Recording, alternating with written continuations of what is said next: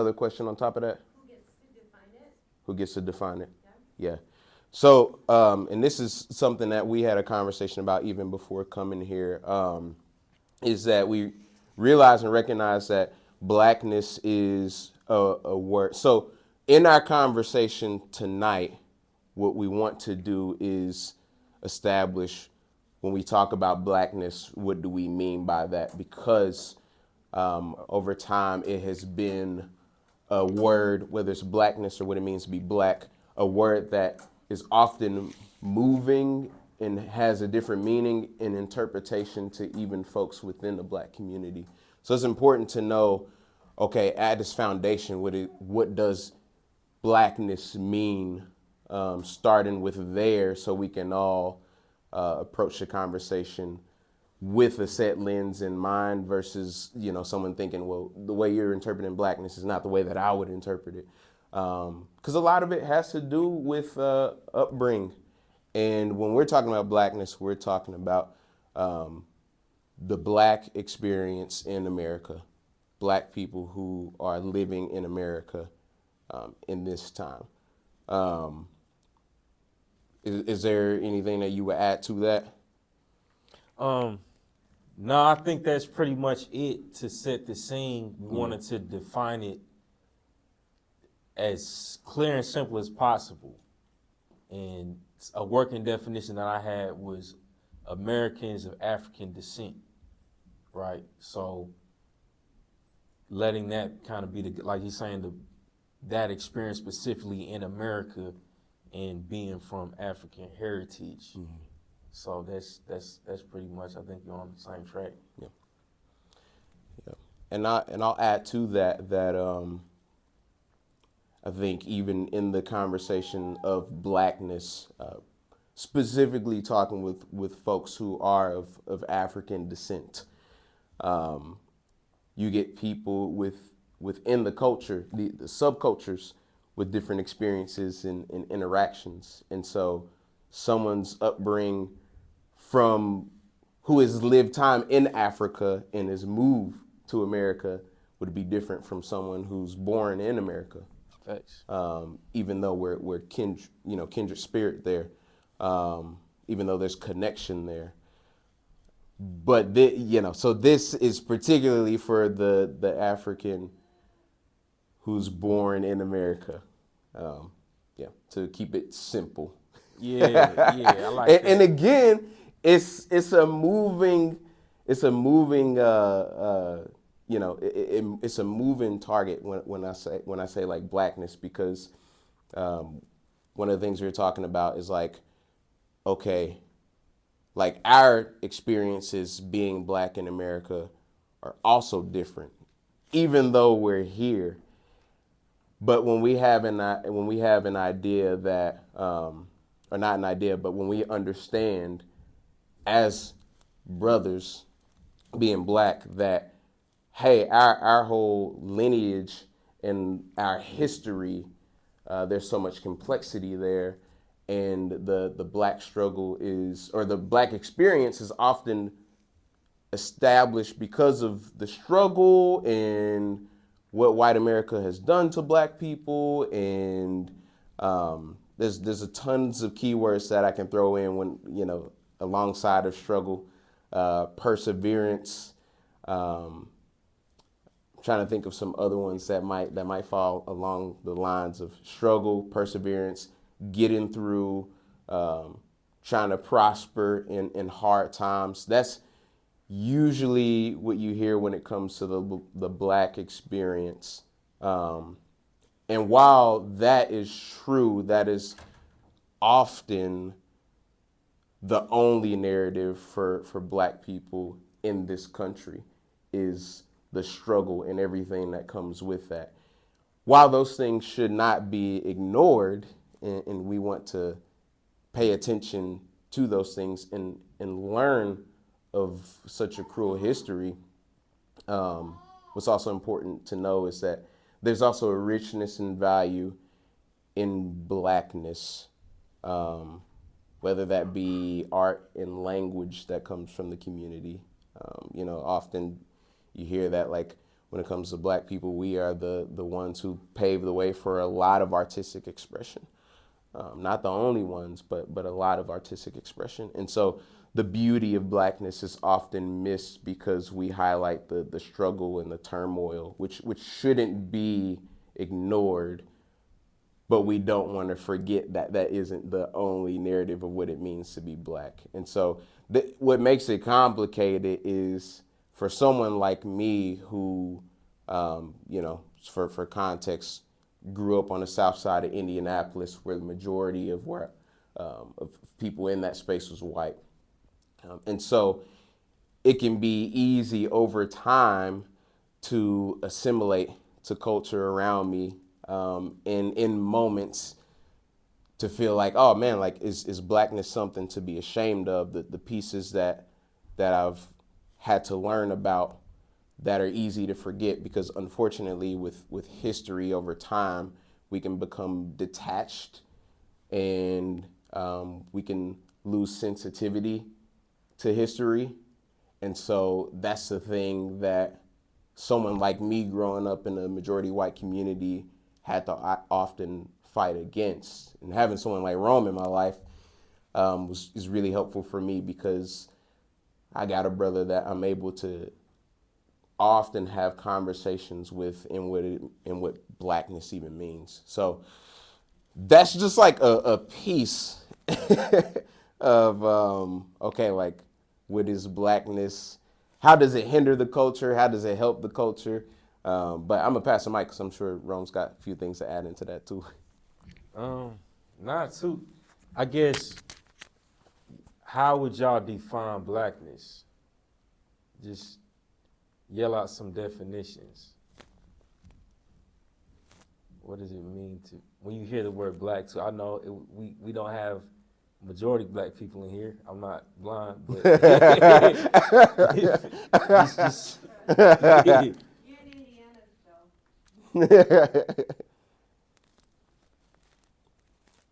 we got any. You can raise your hand. Yeah, you can raise your hand. What? I agree with you guys. I would say, like, when I hear Black, I just think, like, people of African descent in America. Okay. No, that's solid. And what was your name?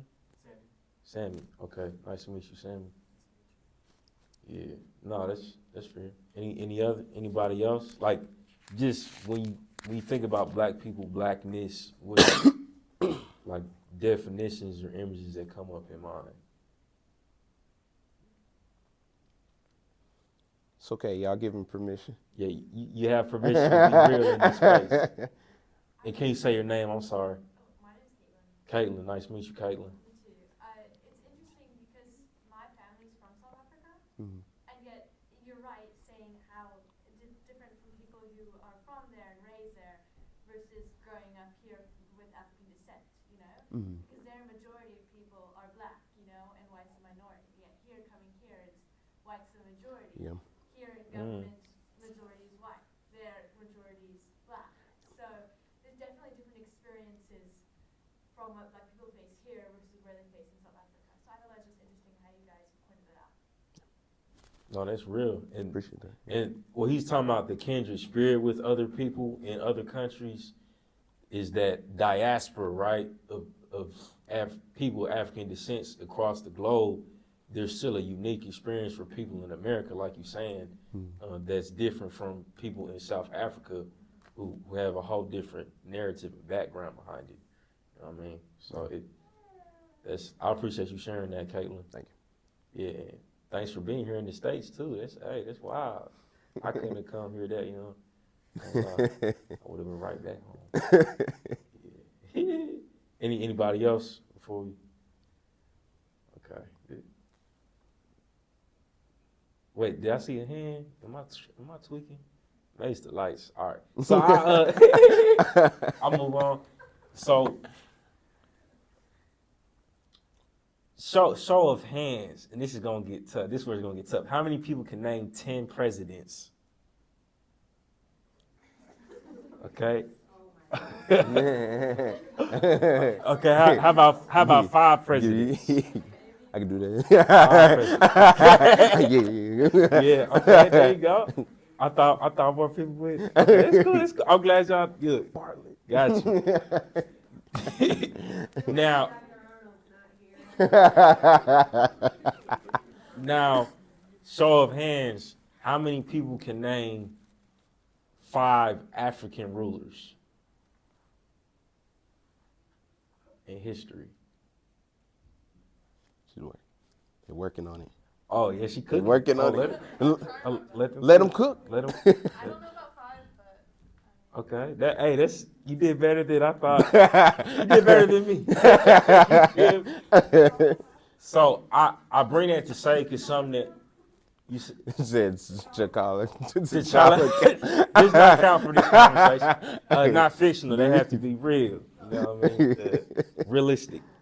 But I bring that to say when I heard some of basically the discussion Stephanie was talking about is often when we're trying to measure and met out blackness and define it, right?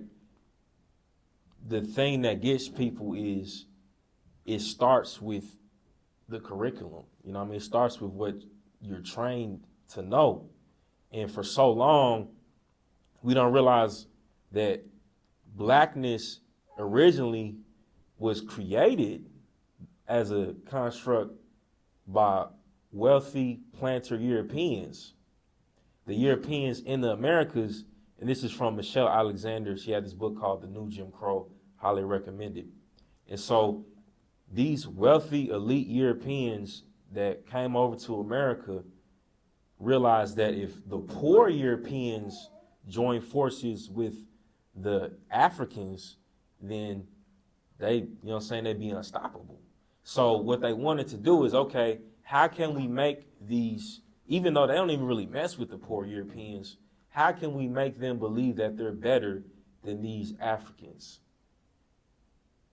Cue race, right? Whiteness became a thing of, okay, this is why you're better than these people who are very similar in plight to you, but because you identify more closely with this nation and ethnic background, you can now actually assimilate into whiteness, because now you're not even thinking about I'm from this country, I'm from this nation. You're thinking I'm this race, right? But I mean, even looking around this room, there are several different stories besides just the surface level of white pigmentation, right? And all of you have different backgrounds and cultures, but in that stretch, there's like, let's just lump them all together, help them believe and unite and unify under one banner, and then it'll be easier to join power. It's all about power, right? At the end of the day, everything's all about power.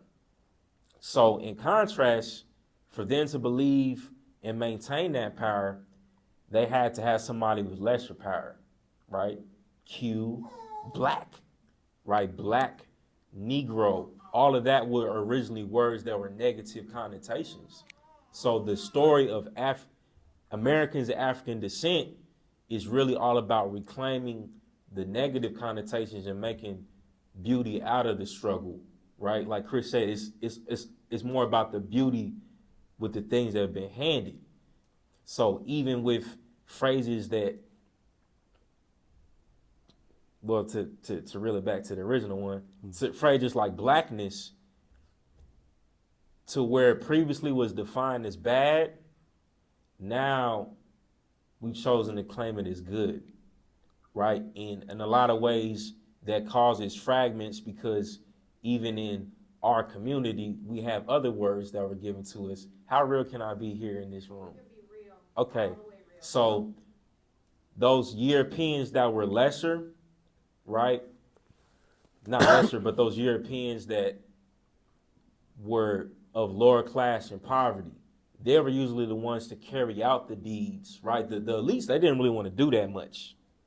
So the members in poverty will usually be the people who were in the KKK, right? Actually carrying out the lynchings, the killings, you know what I'm saying? They would be inflicting the violence. They were just the agents of that. And then the linguistic violence of a nigger, right? So once they started doing more ways to dehumanize these people, once again, there's a lot of reclamation that happens, typically within Americans of African descent. So now even elders in our community, they may disagree with the uses of nigger, but for us, not saying for everybody, but for a lot of us, that's also the narrative of reclaiming just how black was originally reclaimed from being something that was a negative connotation. So I say all that to set the scene that it's complex, but at the end of the day, it is all about how power was taken and how people chose to create power for themselves. I'm trying to broaden it out so you see it's a human condition and that you connect with it and realize the hardest part, I feel like, of all of it is the stripped history and culture and lineage. So the fact that black individuals in this country generally do not know 5 African rulers, right? Generally do not know 2.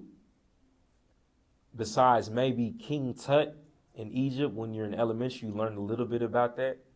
But the majority of the history, the majority of the education is stemmed towards upholding this idea that Europeans and European history is what history is. And so we don't end up knowing that many African rulers. We don't end up knowing, and I think it's similar. I was talking to Chris. I feel like it's the scene in Black Panther where, hey, who's seen Black Panther here? Y'all seen Black Panther? Okay, cool. Well, for those who haven't seen, we'll catch you up. I like Marvel. You feel me? I like Marvel. So it's this scene in Black Panther where T'Challa, he getting whooped, right? And this is the king. He's supposed to be the king of the throne. He getting just, you know what I'm saying? He getting his ass whooped. I can't lie. So what happened is his mama in the background, she like, tell them who you are. You feel me? And I'm like, oh shoot, what's gonna happen next? Because it looked like he about to lose the throne to this one dude. Jabari, is that the name? Of the Jabari tribe. Jabari tribe is not his name.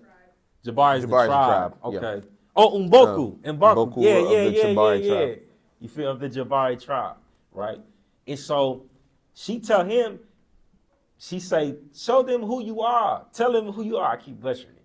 And so what he end up doing is he know his name, and I believe he recalls, I'm son of such and such of such and such tribe. And I think when it comes to a lot of black individuals, and especially within the context of are you black enough, are you such and such, whoopty-woo, cars getting pulled left and right, it's all about if you are confident and know your story and you know your background, it don't matter what nobody can say to you. But for so long, we don't have our history. It's been stripped from us. And so it's harder for us to give a clear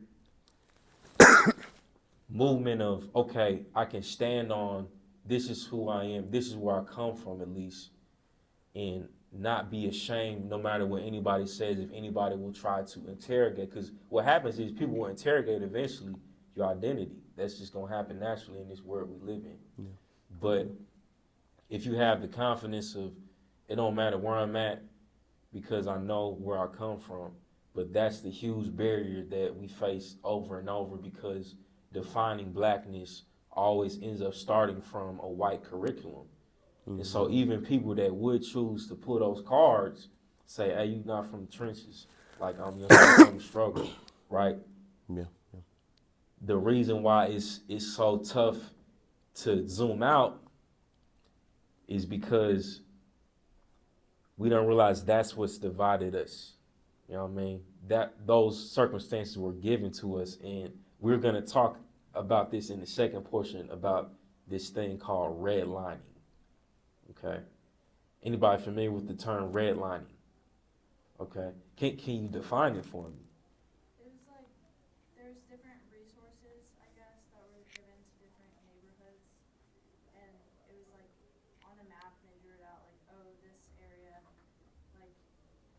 we can give resources or like education to these areas, and they were predominantly black areas, so that like set a lot of people back that lived in those areas. Because there's like whole neighborhood blocks and it's redlining because they used the red line on the maps. Said it better than I could have. Wait, so I'll pass it to you to maybe dive in a bit to if you want to break down redlining yourself, and then we can probably politic a bit more over that. And if there's anything you want to say after the last section. Yeah, I'm trying to think if there's any other questions that Stephanie may have had that went unanswered before we dive into it. No, I just wanted to throw out the launching question and then let you guys know where you needed to go. Okay, cool. Yep. Yeah. Yeah, that is a huge part of it. Check. There we go. 1 2 1 2. Yep. Yeah, and there were as explicit as it may have been being mapped out to white communities, there were also some inexplicit ways that that redlining affected black areas. One of them that you guys may be familiar with is highway construction, and how that got in the way of people who were living in poverty at the time, and then also, yeah, what are those resources that aren't kept in the communities within redlining? What are the resources that were taken away, and what were some of the things that were put in to take away from communities? Some of those things, some of those elements are liquor stores, your typical convenience store, but no grocery store in those areas, right? And then, yeah, these were areas that people knew to stay out of, rather than to go in and invest into. In short, you got anything to add to that? No, I think that's great. And it's just the working definition, like, can you remind me your name? Bailey. Appreciate you, Bailey. Oh, my mind is blank. I was thinking about Bailey, this other Bailey, not another person. It was this, let me stay on track. So, you sound like a grandpa right I now. really do, man. But yeah,